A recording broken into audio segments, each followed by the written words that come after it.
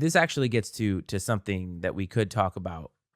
We could talk about a little later, but I think it's pertinent now when you ask me this question because the 49ers are okay. So I've never really seen a team quite like this in my lifetime. And I don't mean that to be hyperbolic, but you have a team that is unquestionably talented, defense, offense. And then you have this quarterback, Brock Purdy, who is unprecedented in a different way. And when you look at the quarterbacks in the league now, Brock Purdy, in my opinion, has changed the prism in which we look at evaluating quarterbacks. It's kind of weird, right? Because you and I probably last year, a year ago, would have said, oh, we know who's good. We know who's not good, or who's superstar level, who's not superstar level. And now Brock Purdy comes in, Mr. Irrelevant. Last year we gave him a pass because we're like, wow, this guy really managed the offense. They choose him for their quarterback. And this year it's like, he's still managing the offense, but also making these baller throws that like not other like there's quarterbacks in the league who aren't making those throws right now. Like Bryce Young ain't making some of these throws that Brock Purdy is making. But he's also thrown to George Kittle and Deebo Samuel and Brandon Ayuk. Oh, and by the way, Christian McCaffrey in the backfield. So, like, that kind of matters. But Cam Newton recently, I don't know if you've heard this yet or have seen these comments, but he has his podcast. I think it's called 4th and 1. His wardrobe is amazing. Cam Newton is kind of amazing as a human being, but he had this to say about quarterbacks. Brock Purdy, Tua Tagovailoa, Jared Goff, and really, Dak Prescott. These are game managers. They're not difference makers. When you say game manager, I'm not asking you to go out and win the game. I'm just asking you not to lose. Not to lose the game. Exactly. Listen, I don't give a damn what you do. You don't have to score every time. You just don't have to throw a pick every time either. If we're going to really call a spade, there's a difference between managers of the game and difference makers of a game. Thoughts? A lot to unpack there. Yes. As I'm listening, I'm like, okay, is it really so bad to be a game manager, a guy that doesn't turn the ball over, that makes the right decisions? That's the hang up that everybody has, by the way. Is the terminology of game manager is what I think people are really like, ooh, because, that has a connotation.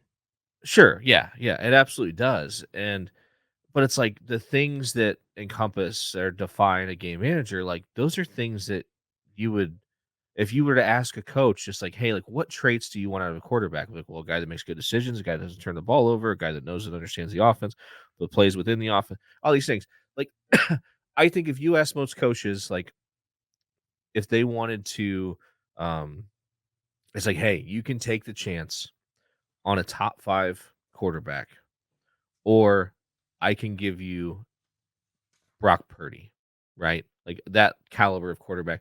Like, and you're gonna, like, no matter what happens, like that's what you get for 10 years. So take it or leave it. Now, yes, higher ceiling probably with the top 5 draft pick, but way higher floor with the game manager. And I think, yeah, you want to win championships.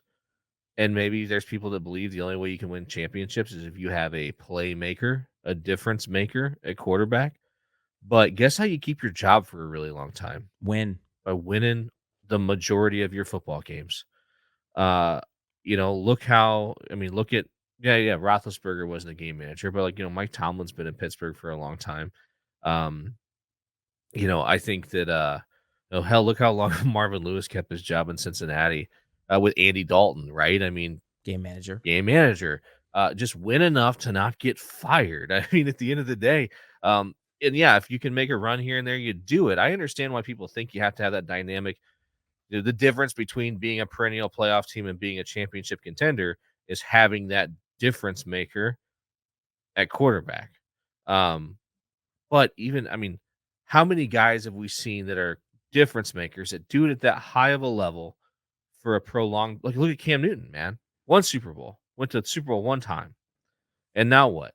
Unquestionably great though, right? Yeah, sure, absolutely. But it's like you had such a small window of time to capitalize on his dynamic playmaking ability where you could take you could even throw like a Matthew Stafford in the equation. I mean, even like Dak Prescott, like you can have those guys for 10 years and be putting yourself in a position to compete for championships consistently because it's like you don't have that roller coaster. I would take the consistency personally. Um, but I You're very on record with that. I mean, you're very consistent, right? With wanting the guy who can consistently win. But all the quarterbacks that he named there, right? Tua, Brock Purdy, who else did he name? Dak Prescott. You could even throw in Russell Wilson. Right now, Russell Wilson is playing game management football and it's winning football right now. so Tua, Dak, and Brock Purdy. Yes, What do those three guys have that not every other quarterback in the NFL has? talent around them. And Yes, that's what I was great going to talent ask you. around them. Yes, exactly. So they don't So, have to be dynamic nope. playmakers. No. And as a matter of fact, what would a dynamic player look like in this offense? Because don't forget, Kyle Shanahan tried that, right? He thought he was going to get Trey Lance, and it didn't work out. They went to within what? One throw of a Super Bowl win with Jimmy Garoppolo, who currently is injured, supposedly. But my point is, you don't necessarily need the dynamic guy in that same way that you probably felt like you used to. The dynamic guy makes up for your lack of talent in other places, right? I mean, you can look at the Eagles with Jalen Hurts. Jalen Hurts, I think, has a skill set that's a little bit different. Lamar Jackson, a little bit different. I think that their rushing prowess changes how you can do things with your football team. But all those guys, like right now, if the Cowboys win a Super Bowl this year, it'll be because Dak Prescott did exactly what Cam Newton is talking about. Didn't turn the ball over, which has been a problem that he has had when he's had to be the guy. And they seem Yeah. to have found the right mix of talent for him to maximize his skill set. Nothing wrong with that. It's the game manager. The way that he uses it is a negative connotation. People say, ooh, because you know who they think of? They think of Alex Smith. Alex Smith won a lot of football games, by the way. No, absolutely. And like we just talked about it, and Jonah is alluding to it. I'm just kind of catching it at the corner of my eye. But like we just talked about a guy who I think a lot of people would consider a dynamic playmaker, and his season's not going super great right now. And why is that? Why is Patrick Mahomes' season not going super great right now? Because he doesn't have the pieces around him that he's had in prior seasons. You know what I mean? And like Yes. that's the difference. And let's okay. You mentioned Lamar Jackson. Lamar Jackson has not reached the pinnacle, and he is a difference Super Bowl, you maker. mean, right? Yeah, Super Bowl, you yeah, mean. Okay. yeah, yes, yeah. He has not gotten himself to that level, and he is a dynamic athlete, perhaps the most dynamic athlete in the NFL that we've seen in a very long time. And why is that? Why has he not won a championship? Or been to the Super Bowl. Well, guess what? He hasn't had like superior offensive talent around him. I Right. mean, I don't even know who the hell the Ravens running back is. Like it's almost on par with like the Patriots. It's like just grab a guy, man. Like, come on. Like, and like was it last year they were down, they didn't even have any more running backs because everybody was hurt, and it was like a linebacker or something. I mean, like Injuries have it's played a lot for the Ravens over the yes, last few big years. time. And so you can't really, like, it's hard for that. But I He think hasn't you're, had healthy talent around him consistently on offense. but like, if you put Lamar Jackson on San Francisco right now, they'd probably be undefeated, right? Because you take, well, and I say this in the Only sense got that, one football though. well, no, I know. But what I'm saying is, like, Lamar Jackson can produce the way that he produces without guys, right? With can you name a Ravens receiver, right? So if one of the guys in San Francisco goes down, then he has something that can make up for it, is what I'm saying, right? But you also don't get that opportunity very often, because if you have one dynamic player, it's hard to build with a whole bunch of other. I mean, shit. You could almost argue that for a long time, Tom Brady, they called him a system guy. That was the way that you talked about a game manager, right? Didn't turn the Sure. ball over, did all the right things, made the right throws at the right time. That's managing the game. It's not screwing up the game. And that's one of the things that young quarterbacks struggle with. Look at Zach Wilson. Can't manage a game to save his life at all. Sure. Well, outside of Tua and Jalen Hurts, Now we're not talking about the NFL here, but outside of Tua and Jalen Hurts, like Nick Saban has made his career out of game managers. Oh, sure. Look at Mac Jones, right? Why was Mac Jones? Did he appear to be so great? Because he was surrounded by Devontae Smith. Yes. extraordinary offensive talent. Absolutely. It's that's the difference. You have to. I think the talent around the quarterback is more important than the talent of the quarterback. Now you have to have a competent quarterback. I'm not saying you can plug any schmuck in there with the weapons that the Miami Dolphins have and get the same results. I'm not saying that at all. Sure. But I think that like most starting and possibly 50% of the backup quarterbacks in the NFL could produce the same results for the Dolphins that we're seeing right now. It's possible. I think that when I look at the guys that he named, I think Brock Purdy probably for sure is a game manager in the sense that, like, if he was put on a team that didn't have as much talent, he wouldn't look as good as he does right now. And he's in the MVP discussion.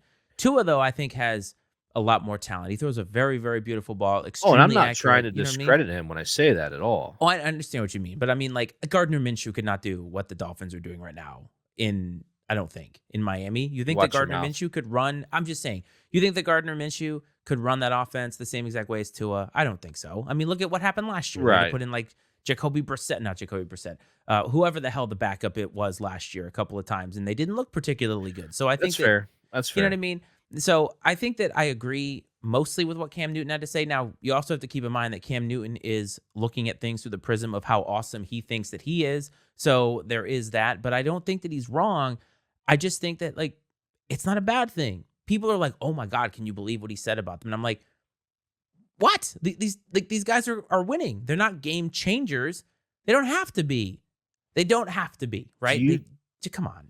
Do you think that, so talking about the 49ers and Brock Purdy, do you think that if you plugged in a Lamar Jackson, per se, do you think that almost hinders Kyle Shanahan's offensive genius in a way? Do you think he needs somebody like Brock Purdy that's going to like execute his vision? And then if you had someone that's going to go off script so much, like like Lamar or even Mahomes, that it would almost diminish his effectiveness as a play caller?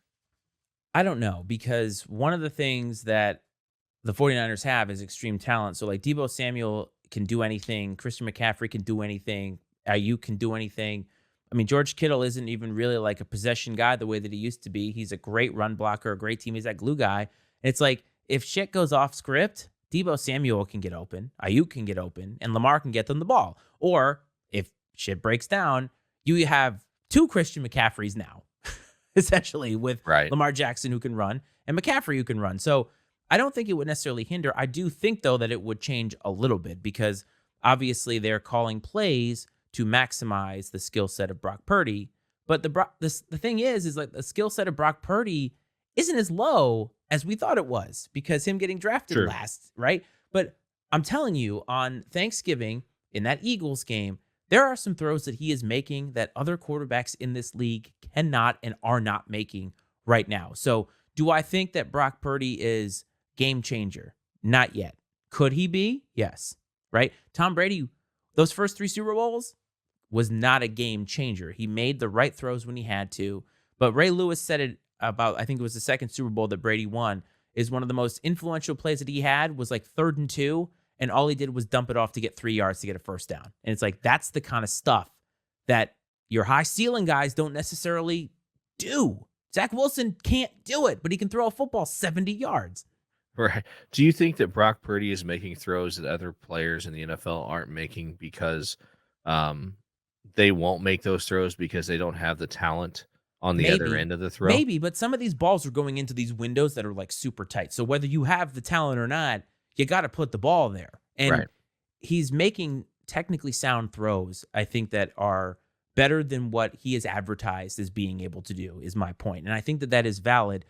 Dak Prescott has a high ceiling too, but we've also seen a really low ceiling. And look, all these guys have the same thing in common. When it looks bad, it looks real bad, right? Real bad.